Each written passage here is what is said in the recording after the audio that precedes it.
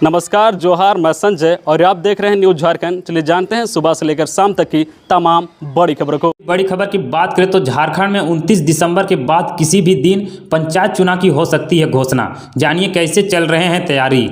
झारखंड में पंचायत चुनाव जनवरी फरवरी 2022 में ही होने की संभावना है। इस वर्ष नवंबर दिसंबर तक राज्य सरकार के लिए जमीन तैयार करेगी। इसकी तैयारी शुरू कर दी गई है। आपके अधिकार आपकी सरकार आपके द्वार कार्यक्रम के माध्यम से राज्य सरकार सभी जिला, प्रखंड, नगर विकास समेत 4,351 पंचायतों के लोगों के घर घर तक पहुंचेगी। इस दौरान पंचायतों में कैंप लगाकर लोक कल्याणकारी योजनाओं से जरूरतमंद लोगों को सहायता की जाएगी। जनवरी फरवरी 2022 में पंचायत चुनाव होने पर नई मतदाता सूची के अनुसार चुनाव हो सकेंगे। जनवरी के पहले सप्ताह में नई मतदाता सूची का प्रकाशन होता है। अगर मतदाता सूची के प्रकाशन के पूर्व अधिसूचना जारी की जाती है तो चुनाव उस आधार पर होंगे, नहीं तो नई मतदाता सूची के आधार पर चुनाव आयोजित किए जाएंगे। अगली बड़ी खबर की बात करें तो आज सामान्य रहेगा मौसम। रविवार को फिर बदलेगा मिजाज।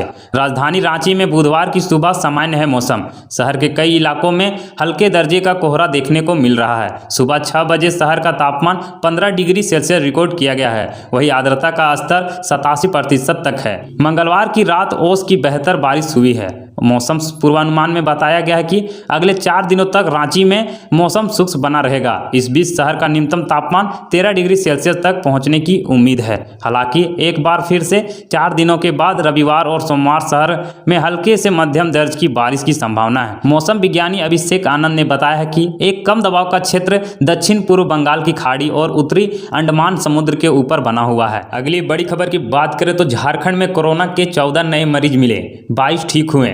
झारखंड में पिछले 24 घंटे के दौरान कोरोना के 22 मरीज ठीक हुए हैं और 14 नए मरीज मिले हैं, जबकि राज्य में कोरोना से एक भी मरीज की मौत नहीं हुई है। स्वास्थ्य विभाग के अनुसार रांची से 5, गुमला से 3, पूर्वी सिंहभूम से 4, दुमका से 1 और देवघर से 1 नए कोरोना मरीज मिले हैं। राज्य में कोरोना से एक भी मरीजों की मृत्यु नहीं हुई है। अगली बड़ी खबर की बात करें तो मात्र 10 रुपये खर्च कर एमटेक कर सकेगी झारखंड की छात्राएं। झारखंड की हेमंत सोरेन सरकार ने प्रदेश की छात्राओं के हित में बड़ा फैसला लिया है। अब राज्य की छात्राएं केवल 10 रुपये में एमटेक की पढ़ाई कर सकेगी। विशेष बात यह है कि इसका लाभ सभी वर्ग की छात्राओं को मिलेगा। वही अनुसूचित जाति एवं जनजाति वर्ग के छात्र छात्राओं से कोई आवेदन शुल्क भी नहीं लिया जाएगा। झारखंड प्रौद्योगिकी विश्वविद्यालय ने इसी संबंध में मंगलवार को संशोधित फीस से संबंधित अधिसूचना जारी कर दी है। विश्वविद्यालय में इसी एकाडमिक सूत्र से MTech data science, MTech environment science और MTech project engineering and management पाठ्यक्रम शुरू हो रहा है। इन सभी पाठ्यक्रमों में 18 सीटों पर नामांकन किया जाएगा। वही आवेदन की अंतिम तिथि 20 नवंबर है। नामांकन फॉर्म JUT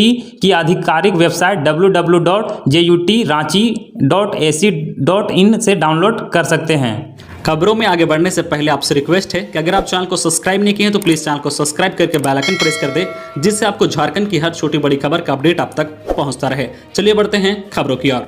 अगली बड़ी खबर की बात करें तो 2003 में नियुक्त शिक्षकों की मांगी जानकारी। राज्य में वर्ष 2003 में प्राथमिक विद्यालयों में द्वितीय लिस्ट के आधार पर नियुक्त शिक्षकों की मांगी जानकारी। स्कूली शिक्षा एवं साक्षरता विभाग के प्राथमिक शिक्षा उप निदेशक रतन कुमार महावर ने इस संबंध में सभी जिलों के जिला शिक्षा अधीक्षक को पत्र लिखा है। जिलों को भेजे गए पत्र में कहा गया है कि विधानसभा की प्रत्युक्त समिति की ओर से जानकारी मांगी गई है। ऐसे में जिलों को जल्द से जल्द शिक्षकों की जानकारी देने को कहा गया है। 2003 में प्राथमिक व मध्य विद्यालय में शिक्षक नियुक्त के लिए JPSC ने परीक्षा ली थी। नियुक्त के लिए अलग अलग लिस्ट जारी की गई है।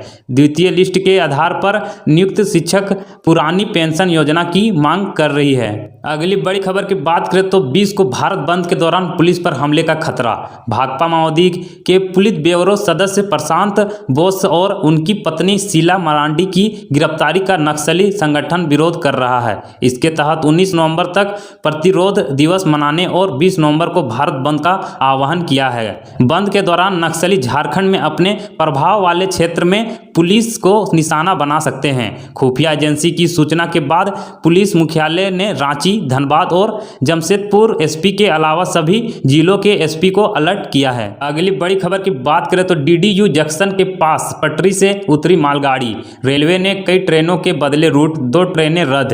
पूर्व मध्य रेलवे के पंडित दीनदयाल उपाध्याय रेलवे जंक्शन के पास आज सुबह कंटेनर लदी मालगाड़ी पटरी से उतर गई है। इस घटना में कंटेनर में लदे गुड्स ट्रेनों के 8 वैगन पटरी से उतर गए हैं, जिसके चलते दिल्ली हावड़ा ट्रेन रूट पर डाउन लाइन पर ट्रेनों का परिचालन बाधित हुआ है। इस घटना की गंभीरता का अंदाजा इसी बात से लगाया जा सकता है कि दुर्घटना में तकरीबन 70 से 80 मीटर दूर तक रेल की पटरी और OHI वायर क्षतिग्रस्त हो गया है। इस दुर्घटना के बाद दिल्ली की तरफ से डीडीयू जंक्शन आने वाली 10 ट्रेनों को डाइवर्ट कर दिया गया है, जिसके चलते डीडीयू जंक्शन पर ट्रेनों के इंतजार में यात्रीगण परेशान हो रहे हैं। अगली बड़ी खबर की बात करें तो लातेहार में संदिग्ध अवस्था में मिला युवक का शव, परिजनों ने जताई हत्या की आशंका। घटनास्थल से बाइक बरामद। झारखंड के लातेहार जिले के बरियातू टीओपी क्षेत्र अंतर्गत सौदेव मोड़ के पास बुधवार को एक युवक का शव संदिग्ध अवस्था में बरामद किया गया है। युवक की पहचान सुनील तोहरा पुत्र सहसर लोहरा के रूप में की गई है। युवक की उम्र करीब 23 वर्ष थी। वही महारवाड़ी पंचायत के रहिया का रहने वाला था। युवक के शरीर पर कई जगह गंभीर चोट के निशान हैं। शव मिलने की सूचना के बाद इलाके में सनसनी फैल गई। सूचना के बाद बालूमाथ थाना प्रभारी धर्मेंद्र कुमार महतो व बरियातू टीओपी प्रभारी कुंदन कुमार पुलिस बल के साथ मौके पर पहुंचे। शव को सबसे पहले देखने वाले ग्रामीणों से इस बारे में पूछताछ की। युवक की हत्या की आशंका को देखते हुए पुलिस ने अपनी जांच प्रारंभ कर दी है।